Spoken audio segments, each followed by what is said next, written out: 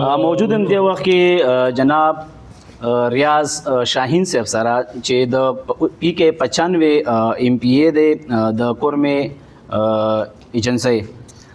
د موجوده حالاتو د حکومت چې کومه معاهده شوې ده په دې باندې اکثر د زیاتو قومونو تحفظات شته دي.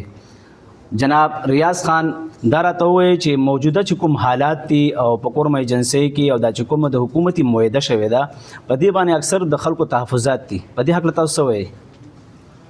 اعوذ بالله من الشیطان الرجیم بسم الله الرحمن الرحیم. دا داسې دی چې د کومه معاهده وشوه په دې کې د هر قوم نمایندګان شامل وي او معاهده په دې کې چې کوم چا دستخط نه دی کړی د هر قوم په دې باندې تحفظات او تحفظاتو نه وړاندې دا څه کله د اول معاهده تجدید مري معاهده دي ته وایي. په 2008 نه واخله 12 پورې زمونږ یو مري معاهده شوې وه چې په هغې کې 4 کاله 15 کاله د کورمې حالات ډېر زیات خراب وو. بیا هغې نه بعد کې چې دې کې اوس دوباره چونکې زمونږ د مشرانو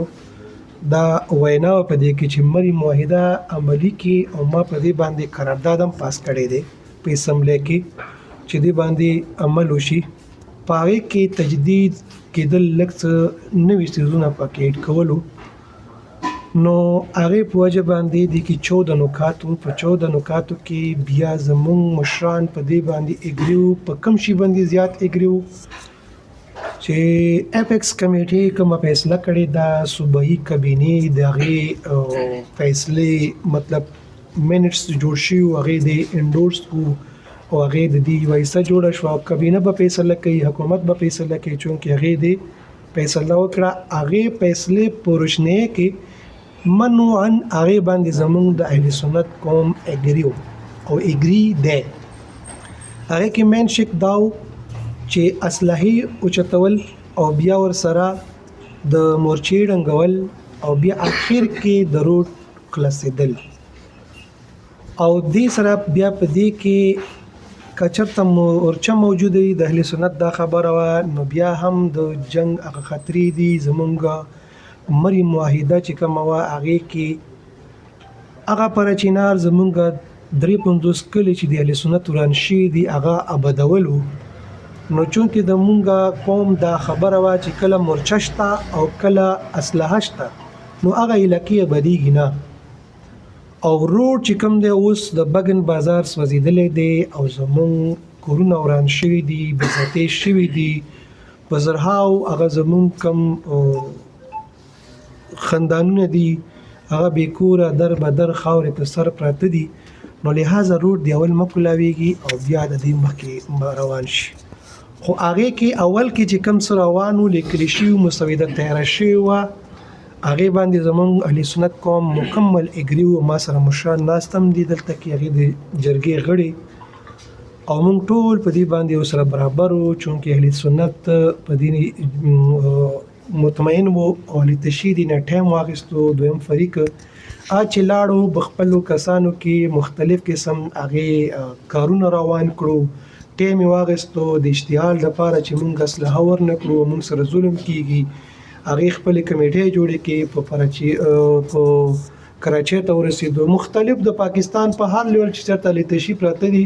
هغې ته د درن یو اعلان یې وکړو. هغې زور راوړو په هغې کې لږ کم شکونه هغه بدل کړو د اصلاحې دپاره. یو دا کار پکې وشو چې د مري د اپیکس کمیټي او د صوبایي کابینې ته کومه فیصله دی هغه ډسټرب کړي. د هغې ډسټرب کولو دپاره نو دوی هغه کم شکونه هغې کې چینجز راوستو چې کله یې چینجز راوستو زمونږ د اهل سنت مشرانو چونکې سیف الله جي په دې کې جیو نیوز خیبر نیوز مختلفو چینلو یاد کړی چې هغې ساین ونه کړو. ورسره داسې نور ملګري هم شته خو دوی چې کوم مشر او حاجي کریم ورسره د بګن اوسېدونکي د اوچت هغې د کې اوتیزي قوم سره تعلق ساتي. دوی انکار وکړو. منګل او قوم کې چونکې شپږ قومونه نور موجود دي زدران مقبل خروټ وغیره وغیره دی ورسره انکار وکړو. په دویم ورځ باندې بیا مطلب څه مشرانو ساینونه وکړو خو سره ورسره هغه تحفظات د حکومت د زبردستۍ په وجه باندې ساینونه وشو خو چې څه کول پکار وو او ما ته په خپل دا ویل شو چې تاسو ساين وکړئ مل څه د لپاره ساين وکړم چې دا فیصله باندې ساين وکړ پلاني ساين کړي پلاني ساين کړي دي ملتا ول کې سو وایي چې دی فیصله کې باهمي رضامندي د دواړو فریقینو رضامندي غواړي نو زما د مشرانو هغه خلک چې هغه په خپل بیکور دي هغه خلک چې چاته درد رسیدلې دي هغه د فیصلې نه مطمئن نه دي چې کله مطمئن نه دي څنګه ساين وکړم نو هغه نه مخبل ساين کې انکار کړی دی او سره د نور کوم مشران دي انکار کړی دی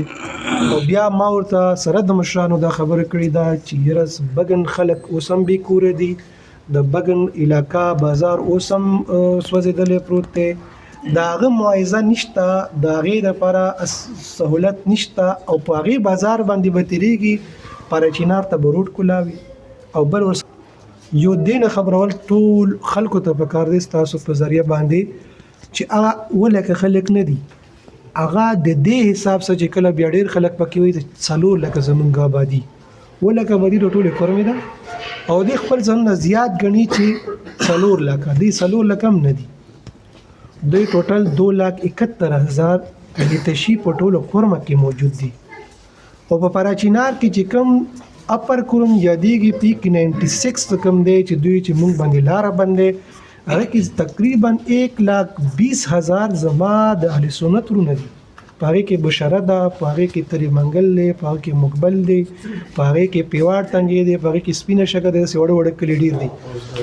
اوس غړي د دې ټولو خلکو په دې باندې تحفظات او ټول نه غټ تحفظات په دې کې چې کم دي د بګن خلکو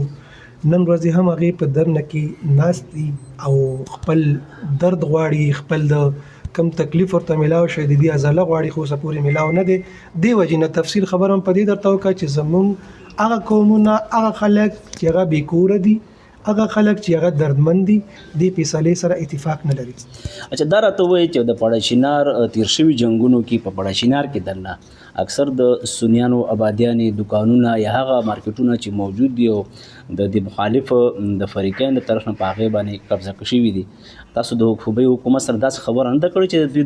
د پړاشینار بازار کې چې کوم د سنیانو یعنې تاسو چې کوم خبره کوئ د هغو جایدادونه دي ایا دا به هغو ته حواله نه کړي دې باندې ما په اسمبلی فلور باندې خبره کړې ده دې باندې زمونږ د جرګو کې خبرې شوې دي که تاسو د فیصلې د لپاره سوچ وکړئ چې نن هم درنه ناسته ده د بګن والا هغه ولې کمې ولې نه ناسته ده هغې تحفظات دا دي حکومت ورته دا خبره کوي چې مونږ شته یو که نه مونږ در سره لیکل کوو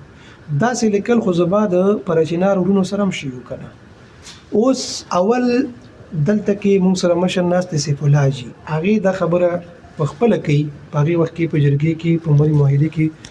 دا مشر ملک پکې حیثیت لري هغې دا خبره کوله چې پنځم شک کې زمونږ روډ وو چې اول به د آبادۍ کېږي د بیکوره خلک به په خپلو ځایونو کېږي د معاوضې چې کوم بازارونه سوځېدلي دي د دې معاوضه به میلاویږي او هغې نه بعد به بیا روډ کولاویږي چونکې هغه زورور یا زمونږ د مشرانو سره یو کېدل په کوم وجه باندې هغه د مشران په خپله خپېدو چې روډ یې ورته اول شک کولاو کړو او بیا د نورو څیزونه تر هغې پورې پاتې شو د اف ایکس کمیټي او د صوبایي کابینې باندې زما دا کم مشران دي د قومونه دي چې هغه د فیصلې سره اګري نه دي چې زور ورکوي زور یې خوړلی دی چې یاره دا فیصله روډ دې وروستو کولاو شي اول دې هغه کارونه وشي اسلحه ټوله شي او بیا بینکر ړنګ شي چې هلته کې زمونږ د خلکو آبادي ډېر اساني طریقې سره وشي مطلب مې دا دی چې زمونږ خلکو سره دوباره هغه دوکه کېږي لکه کومه دوکه په 2008 نه واخله په 12 کې شوې ده تیر شوي معاهدې خو هم ستاسو مخې سره شوي دي چې هغه وخت کې به د پړچینار چې کوم جنګونه به د ښار کې دننه داخل په ښار کې او معاهدې به وشي د امن معاهدې آیا دا اوس کومه معاهده چې شوې ده دا د هغه معاهدو خلاف ورزي نه ده نه په دې کې چې کوم 14 نکات دي هغې کې اول دا شوی دی چې زمونږ کمې زړې معاهدې خاص کرګې د مري معاهده دا به په خپل ځای برقراره وي دې کې به صرف تجدید مري معاهده ما تاسو ته وختي په خپل پوینټ کې یاد کړه چې مري معاهدې تجدید کول صرف الفاظ په دې کې انټري کول لکه په دې کې داسې چل وو چې په دې کې مونږه د